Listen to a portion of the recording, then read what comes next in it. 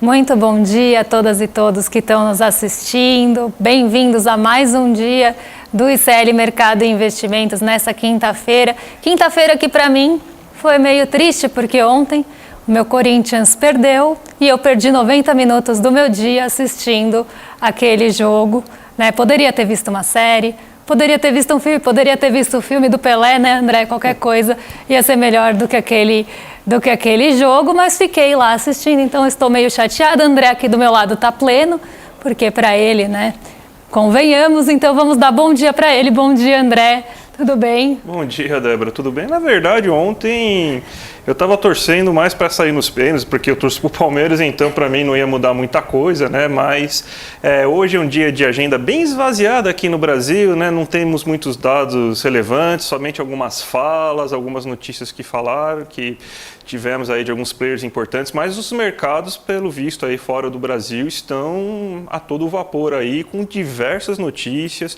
com expectativas em relação à China, com a ata do FONC balançando bastante os mercados da Europa, o mercado americano, o mercado japonês. Então vamos começar aqui já com a notícia que está no nosso site aí, falando aí sobre os mercados, como que eles acordaram, né? A divulgação do FONC e falar também aí como que começou esse dia aí com o fechamento dos mercados asiáticos, Débora. A China com alguma expectativa, mas o Japão complicado, né? Exatamente, André. Mais feliz que eu ficou o Xangai Composto, né, que hoje abriu em alta, né? Fazia tempo que o Xangai Composto não tinha esse comportamento, ele vinha de 4 sequências de queda e lá pesou mais do que os Estados Unidos, né? O que pesou bastante foram justamente aí as expectativas em relação a estímulos da China. Então a gente ainda não tem esses estímulos, temos alguns estímulos sendo traçados sim, mas a expectativa é por novos estímulos. A gente teve recentemente aí um corte, né, em algumas taxas de juros por lá, então a gente tem uma expectativa depois dos dados fracos, essa expectativa do mercado que a China volte a estimular a economia com um pouco mais de vigor. Então isso acabou impulsionando os mercados asiáticos e principalmente o Xangai Composto, que é o índice mais abrangente da China. Ele reagiu bem, ficou em alta de 0,43% e também trouxe para cá ventos melhores na abertura, que a gente vai falar depois. Já no Japão, a história não foi a mesma, né? O Japão liderou as quedas, como eu já falei aqui, o Japão é mais sensível a notícias dos Estados Unidos. E por lá, a gente teve a divulgação da ata do FONC, que é como se fosse o Copom deles, né? Então, o Banco Central faz uma reunião, depois solta a ata, e a gente teve esse viés mais hawkish, né? Como o mercado chama, mais rígido, que é justamente trazendo ali algumas ali notícias que jogaram balde de água fria em quem esperava a pausa dos juros, né, André? Então, sim, a gente teve isso. Mas não foi somente o FONC, né, que acabou dando problemas nos mercados japoneses, né? Teve a notícia das exportações, né?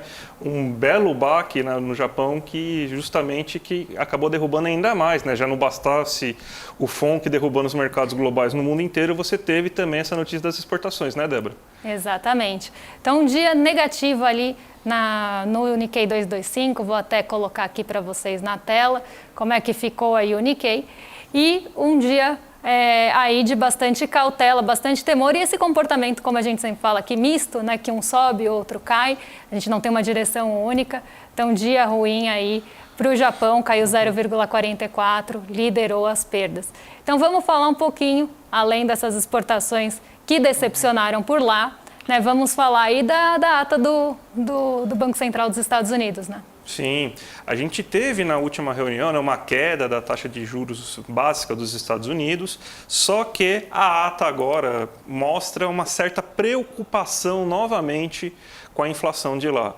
Lá uma ata muito mais completa, né, com muito mais dados, muito mais referências do que a ata que a gente tem no Brasil, que fica somente colocando coisas como risco fiscal e outras e outros tecnicidades e tal. Então, mas lá eles falam sobre questão de inflação de núcleo, a inflação de serviços. A inflação de serviços lá está alta. Você tem ainda componentes de custo se elevando. A gente teve uma alta do preço do petróleo nos últimos meses, então isso impacta diretamente o preço da energia nos Estados Unidos.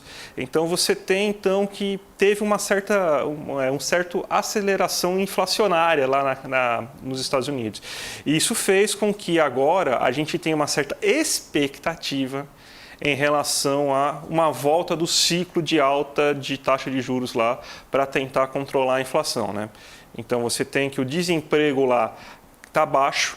Até existe o nosso querido Blanchard, que foi presidente do FMI, né, falou até um pouco sobre isso, né, sobre a falta de capacidade que você está tendo pelas autoridades americanas em fazer uma medição melhor do desemprego, que não é possível o desemprego estar tão baixo, sendo que você tem uma série de medidas restritivas, uma série de medidas que estão tentando abalar um pouco, né, reduzir o ritmo de atividade norte-americana. O ritmo de atividade norte-americana está muito baixo, então não é normal você ter um desemprego tão reduzido naquele ponto. Mas a ata do Copom jogou o balde de água fria nos mercados, fez com que o risco, o risk lover, né, que a gente chama, né, que é o pessoal que gosta bastante de risco, sair das bolsas, né? Então você reduziu esse amor pelo risco, as pessoas ficaram mais conservadoras e começaram a comprar títulos públicos norte-americanos, que é o que se espera quando você tem uma perspectiva de alta das taxas de juros. Então essa é a situação que a gente tem agora dos Estados Unidos e como que isso se desenrolou, né? Então essa ata do Copom, essa ata do FONC foi um verdadeiro turbilhão nos mercados internacionais, gente. E mesmo que a gente tenha, né, essa ata, né, sendo divulgada ontem também saiu o monitoramento do CME Group, né? Então a gente teve o CME Group, ele faz ali, né, algumas entrevistas, ele faz ali pesquisas, né, com os agentes do mercado lá nos Estados Unidos, e ontem a gente teve a divulgação depois da ata de como estão as expectativas por lá. Então a gente fez um gráfico para vocês de como é que estão as expectativas em relação aí à manutenção ou não dos juros nos Estados Unidos depois desse balde de água fria que foi a ata do FONC, né? O mercado esperava que tivesse pelo menos sinalização pela pausa, mas a gente já tinha falado na semana passada, né, já tinha trazido esse ponto para vocês, que os dirigentes do Fed já tinham jogado um balde de água fria, falando que era muito cedo para falar aí sobre taxa de juros, porque a gente ainda tinha alguns dados para sair, e um deles, né, como o André falou, o desemprego lá está sendo muito monitorado, um deles sai hoje, que são os pedidos do desemprego, mas eles saem mais tarde. Então vamos ver como é que ficou o monitoramento do CME Group aí, esse gráfico que a gente montou para vocês. Um gráfico.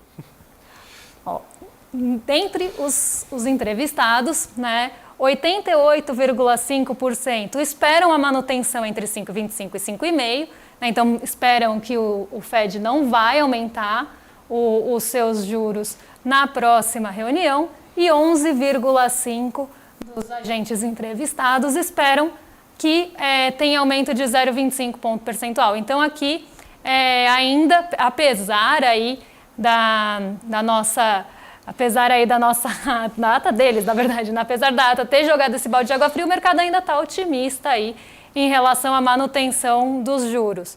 Então temos aí essa manutenção sendo ainda majoritária nas expectativas. Isso mexe bastante com o risco, né, com o apetite ao risco, mexe bastante com as expectativas, não à toa. A Nasdaq ontem liderou as quedas lá nos Estados Unidos, porque a Nasdaq é uma bolsa de tecnologia e o setor de tecnologia ele é muito sensível aos movimentos dos juros, né? Então, qualquer movimento, qualquer expectativa de alta nos juros reduz o apetite pelo risco, atrapalha ali o setor de tecnologia, e a Nasdaq é a primeira a responder. Então a gente teve esse movimento ontem acontecendo por lá, as bolsas caíram, mas a Nasdaq caiu até mais forte, né? Então de forma mais intensa. E hoje, como a gente falou, né, agenda mais esvaziada, mas a gente teve algumas falas importantes que a gente quer trazer aqui para vocês, né, principalmente aí do Haddad, né, André? A gente teve umas falas bem importantes aí, né? Exatamente, está no nosso site, inclusive, né? Lembrando sempre, a gente sempre se pauta aqui pelo icleconomia.com.br, então tudo que a gente está falando aqui também está lá no nosso site para vocês conseguirem ver as nossas análises, as notícias que saem. Então, sempre utilizem aqui o nosso site aqui como forma de pautar também o seu dia dentro das notícias econômicas. Então, tá lá, o ministro da Fazenda afirma que mudanças no rotativo do cartão não pode comprometer as vendas do varejo. É uma clara resposta, inclusive às declarações de ontem, né, que o nosso querido Bob Field III colocou mais uma vez o desejo de você fazer, então, com que você tivesse a troca daquele rotativo que paga mais de 400% ao ano lá de taxa de juros, por uma taxa mensal de 9% nas compras que forem parceladas. Ou seja, se você quiser parcelar aquela sua compra que você faz em 3 vezes, em 4 vezes, agora não vai poder, se você quiser, vai ter que pagar 9% ao mês de taxa de juros na hora desse parcelamento. Então, você vê que isso tem um peso, tem um possível impacto muito grande dentro do varejo. O Fernando Haddad, claramente, ele está se preocupando com a economia brasileira. A gente sabe que o setor de comércio, o setor de serviços, que tem um parcelamento muito elevado, né, dentro das suas compras, sabe que isso vai ter um impacto muito grande. Ninguém consegue comprar uma geladeira, uma televisão, um móvel à vista. É impossível. A não ser que você tenha muito dinheiro, você junte, né? Mas geralmente as pessoas parcelam esse tipo de compra. E se você não tem problema nenhum parcelar, se você tiver a capacidade de manter o seu cartão de crédito controlado, você parcela à vontade e não tem nenhum problema. Só que você quer impedir esse tipo de mecanismo para você tentar, nessa desculpa, né, de você tentar reduzir o rotativo, sendo que ia reduzir, segundo alguns cálculos, de 400% ao ano, e isso iria mais ou menos para 181%, 185% ao ano, é uma queda. Mas, ao mesmo tempo, você está dificultando as compras no varejo. Então, é um absurdo. Então, as falas do Fernando Haddad, elas são muito importantes porque o nosso querido imperador econômico, o Bob Field III, ele simplesmente parece que ele faz de tudo para tentar atrapalhar a economia, nas melhores das intenções e tal, mas isso aí é de uma irresponsabilidade muito grande, o varejo ia sofrer muito com uma medida dessa. Então, a gente não pode deixar de passar a fala do Fernando Haddad, aí, que fez uma crítica certeira em relação a esse absurdo proposto aí pelo Campos Neto, Débora. E antes da gente continuar falando de varejo, eu quero convidar vocês, aí, a nossa audiência que está assistindo o ICL Mercado e Investimentos, a mandar uma pergunta aqui para a gente, alguma dúvida que vocês tenham em relação ao cenário econômico, em relação aos mercados, né? Mandem aqui para a gente essa dúvida que a gente vai reservar uns minutinhos aqui no final do programa para responder esses questionamentos. Então, deixem aqui no chat que a gente vai selecionar e responder. E dando continuidade aí ao varejo, né, nós tivemos também notícias, tivemos aí falas em relação a Americanas, né, que repercutiram bastante ontem. Então, né, o MP, né, o Ministério Público, ele tem uma declaração forte aí, na medida que as investigações vão avançando, ele fala que existe associação criminosa, falsidade ideológica, manipulação, inside trader de ex-diretores da Americanas. Como o próprio Eduardo Moreira costuma falar aqui, esse é o maior caso de corrupção privada, talvez o maior caso de corrupção do Brasil na história. Mas já que são de 3 celebridades do mundo corporativo, né, e que inclusive, né, bancam muitos espaços na mídia tradicional, a gente vê pouca repercussão nesse caso aqui. Mas agora é o próprio Ministério Público que está trazendo para a gente essa situação aí de que eles estão vendo que existiu realmente fraude em todo aquele caso, manipulação de resultados, compra e venda de ações aí para manipular o mercado, para conseguir gerar lucro para os acionistas e também para os diretores. Então, cada vez mais o escândalo fica pior e cada vez mais fica revelado que as pessoas que estavam lá dentro sabiam de tudo e manipularam o mercado para benefícios próprios, Débora. E para quem está assistindo aqui, né, e tem alguma dúvida de como é o insider trade, né, o insider trading, como isso acontece, Quando você tem, por exemplo, pessoas que têm acesso a algumas informações privilegiadas, né, têm acesso a negociações, né, isso pode ser dentro da própria empresa ou até fora, né, a pessoa usa essa informação para correr na frente, fazer alguma negociação, fazer algum trade que beneficie a si mesma. Então, essas pessoas que são grandes executivos, diretores, precisam, inclusive, ali noticiar, precisam informar quantas ações elas têm daquela empresa que elas trabalham e também, né, se elas pretendem fazer alguma venda, alguma compra, porque isso é monitorado justamente para evitar esses casos de insider trading, que é a pessoa tendo essa informação, correr na frente ou manipular realmente o mercado com essa informação. E pelo visto, né, o Ministério Público constatou que na Americanas a gente teve esse comportamento, e isso é bem grave, né, algo bem aí punitível, né, passível de punição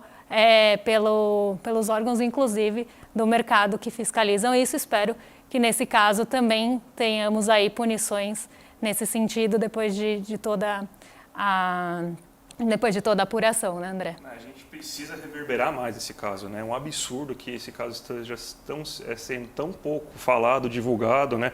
Tem a própria CPI das Americanas, que quase não sai em noticiário, né? Vocês basicamente só veem a CPI das Americanas aqui no ICL, nos demais noticiários, vamos dizer assim, os mainstream, né? Os grandes noticiários, praticamente não se fala nada. Então, aqui no ICL a gente está aqui justamente que a gente é um canal sem propaganda, então a gente pode falar, não temos rabo preso com ninguém, né? O Eduardo sempre fala isso, né? Então aqui a gente tem justamente a liberdade para tentar falar aí, tentar repercutir um pouco mais de um caso tão grave que aconteceu aí dentro do mercado financeiro. Já que a gente está no Brasil, né, Débora, então a gente já pode começar a falar sobre a questão da Bolsa, né? Como que acordou o nosso mercado brasileiro hoje? Como que acordou a Bolsa hoje, Débora? Vamos dar uma olhadinha então como é que está aí no giro dos mercados, né? A gente teve o Ibovespa abrindo em alta, né? A gente viu o Ibovespa abrir em alta em outros momentos aqui da nossa semana, né? O Ibovespa abre em alta, mas não tem fôlego para continuar, justamente porque a gente tinha poucas ações levando a essa alta, então era um movimento bastante concentrado, né, em ali um movimento ou outro de ações de grande peso, né? Então a gente tinha essa ação levando o Ibovespa para cima, mas aí quando se juntam também as menores, em queda mais profunda, a gente puxa para baixo. Então era um movimento que não conseguia se manter. E ontem a gente ficou boa parte do dia positivo, abrimos em alta, né, André, por conta da Petrobras, mas passamos aí a perder esse fôlego quando saiu a ata do FONC e a gente teve essa deterioração em Nova York. Esse movimento pessimista chegou aqui, né, e levou a Bolsa a romper um patamar ali que a gente chama de suporte, né? Eu vou explicar aqui para vocês como está no gráfico, mas a gente teve aí esse rompimento do suporte e aí eu vou também explicar como é que funciona isso. É importante, né, Débora? A gente tem que explicar também, né, justamente o quê? Que você não tem essa catástrofe toda que está se alardeando, né? São 12 quedas seguidas já, né? Mas você não tem uma queda tão significativa assim de valores, né? Então, até já para puxar o gancho, para você explicar, né, que também não é só culpa dos acontecimentos, né? Estão vendendo a narrativa que a culpa é do Copom, que agora reduziu demais a taxa de juros, sendo que a inflação não estava controlada. Aí o Campos Neto, ontem, naquelas divulgações, ajuda a vender a narrativa, porque ele não erra, o que erra são os outros, né, para variar. Então, a gente tem que acabar um pouco essa narrativa, que é tudo culpa do Copom, e você está aqui para explicar como que está sendo esse movimento e também quais são os fatores que estão levando essas 12 quedas seguidas aí do índice Bovespa aí durante essas últimas semanas. Exatamente, né? Quando a gente olha aqui para o gráfico, né, a gente vê que o mercado ele tem alguns pontos de ancoragem, né, que ele se ancora para tomar algumas decisões, inclusive às vezes se ancora de uma forma psicológica nesses pontos que a gente chama de suporte e de resistência, né? Então a gente tem a resistência, que normalmente é um ponto acima, né, de alta, que não consegue furar, então quando bate ali a bolsa volta a cair. E a gente tem um ponto de suporte que normalmente, quando chega nesse ponto, a bolsa volta a subir.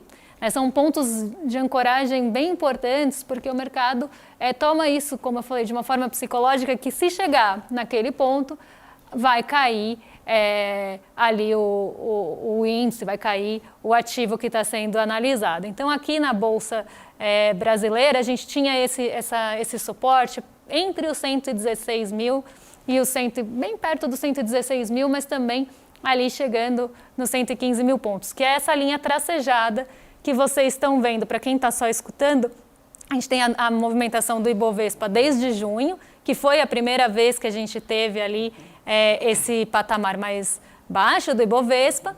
Depois a gente tem ali essa quebra em julho também, né? E aí o índice volta a subir. E essa linha está tocando esses 2 pontos que a gente teve aí de suporte. Né? Então, o que aconteceu ontem? Né? O Ibovespa conseguiu furar, então caiu abaixo desse suporte. Então, a expectativa também é que hoje volte a subir por isso, porque tem essa coisa psicológica que está barata, então vamos comprar o índice, vamos comprar as ações, e aí o índice volta a subir. Então, ontem a gente teve esse rompimento, mas apesar é uma coisa que a gente tem falado muito aqui, apesar de terem sido 12 sequências de quedas, né, foi uma sequência bem contida. Muitas vezes o Ibovespa ficou até perto da estabilidade, mas negativo, né, quando a gente fala perto da estabilidade, porque está perto do 0 a 0. Então, ele ficou ali perto dessa estabilidade e, então, não teve uma queda, exceto a de 1,06%, não teve uma queda tão expressiva que preocupasse o mercado. Né? Mas a narrativa que a gente vê na maioria dos veículos de informação é que, primeiro, induza esse erro que o André falou, de que o Copom causou isso. Então, como o Copom foi em agosto e as quedas também começaram em agosto, a gente teve um mês de agosto bem negativo até agora, a notícia que você vê é mercado, bolsa cai após Copom, como se fosse uma coisa ligada à outra, quando na verdade a correlação nesse caso é negativa. Né? Se a gente tem uma queda de juros, a expectativa é que a bolsa suba. Mas como a gente está com um cenário lá fora muito conturbado, com vários dados da China ali sendo divulgados de uma forma mais fraca, até por isso os estímulos são esperados. A gente teve lá nos Estados Unidos, né, os bancos com ali bastante cautela, bastante medo em relação aos bancos, receio de como é que vai ser o cenário do setor financeiro por lá, isso pesa bastante, e agora a ata do FONC, que traz também esse sentimento de aversão a risco, que é justamente buscar um investimento mais seguro. Então, todos esses motivos, né, tiveram mais influência na nossa bolsa do que qualquer fator doméstico. Tanto que as bolsas lá nos Estados Unidos caíram bem mais e pouco se fala. Né? Não existe notícia sensacionalista em relação a isso, mas aqui no Brasil, sim, 12ª queda, pior sequência desde 1970. Eu vejo isso com bastante recorrência, então é nosso papel aqui explicar para vocês que a gente tem que tomar cuidado com essas notícias que a gente vê. E hoje temos alguns ventos um pouco mais favoráveis da China, né? A gente sabe como a China é importante para a economia brasileira, principalmente em relação a commodities, né? A Débora já explicou aqui durante essa semana que quase 25% das nossas ações elas são dependentes das commodities, né? Petrobras e Vale, né? 25% quase do peso do Ibovespa inteiro. Então, esses ventos novos que estão vindo da China aí, que o próprio Banco Central chinês e as autoridades econômicas chinesas falando sobre estímulos, e você tendo uma espera maior de estímulos econômicos para tentar fazer a China voltar a decolar, então isso daí pode trazer uma boa mudança aí hoje no mercado, né, Débora? Sim, eu até trouxe aqui para vocês, né, eu trouxe uma análise mais setorial por hoje, né, para a gente ver. Eu separei o índice de materiais básicos não à toa, né, ele normalmente reage muito e reage de forma mais intensa a notícias envolvendo China, justamente porque a gente exporta muitos materiais básicos para a China. Então, ações ligadas a materiais básicos, a commodities e grandes exportadoras aí acabam tendo maior influência de dados da China ou também de expectativas positivas por lá. Então, eu separei aqui para vocês o índice de materiais básicos, né, para quem está ouvindo. Do lado direito, a gente tem a composição dos 5 maiores ativos, das 5 maiores ações ligadas no setor, quanto eles têm de peso no índice de materiais básicos. E do lado esquerdo, o comportamento de hoje com esses 5 ativos e também do índice como um todo. Então, o índice de materiais básicos está subindo 0,85% até agora, né? E entre essas ações, a Vale, que é uma grande exportadora de commodities, né? Trabalha com minério de ferro, está puxando essa alta e também ela é o maior peso no nosso índice Bovespa. Ela está puxando essa alta bem forte, 2,56% de alta hoje, né? Então tem um movimento forte aí da Vale no mercado, porque lá na China, né, em Dalian, o minério de ferro subiu mais de 4% hoje, com as notícias aí, com essas expectativas de estímulo na economia chinesa. O minério de ferro lá em Dalian subiu mais de 4%, a Vale trabalha com mineração, né, então reagiu muito bem aí à notícia, está puxando bastante nosso índice para cima e contribuindo aí para esse ganho do Ibovespa hoje. Então, eu separei o índice de materiais básicos justamente por esse motivo, André. Perfeito, Débora.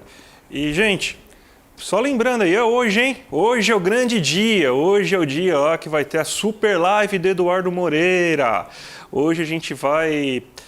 hoje a Débora vai estar lá, eu infelizmente já falei, eu vou ter que dar aula na hora lá, senão eu gostaria muito de participar, é sempre um prazer participar desses eventos, né? 5 lições fundamentais para investir corretamente. Então, tá aqui o link aqui embaixo aí para vocês clicarem, né? Então, já se inscrevam na aula, vai ser uma aula maravilhosa. Todas as aulas que o Eduardo Moreira costuma dar são de uma qualidade excelente. Então, gente, já se inscrevam aí para vocês fazerem parte aí dessa aula aí. E Débora, você tem alguma pergunta aí? Já que você também vai responder perguntas hoje à noite do público, né? Tem alguma pergunta aí que você conseguiu encontrar aí boa para a gente finalizar o nosso programa de hoje? Pois é, surgiu aqui no nosso chat uma dúvida em relação a títulos públicos. Títulos públicos que são aí um grande poço de dúvidas, né? Muita gente tem dúvidas em relação a títulos do Tesouro, inclusive, né? Quando a gente vai participar dessas aulas à noite, né? Surgem bastantes dúvidas em relação a Tesouro, e não foi diferente no nosso chat. Eu pesquei aqui uma pergunta em relação a isso, que é justamente no que aplicar entre os títulos do Tesouro Direto, né? Então a gente tem uma modalidade, inclusive 2 modalidades mais novas, né? Que é o Educa Mais e o Renda Mais, que tem finalidades bem específicas, mas a gente tem os tradicionais Tesouro Selic, pré-fixado, temos também o IPCA, e essa dúvida é muito recorrente. E a minha resposta é sempre muito parecida, que depende, né?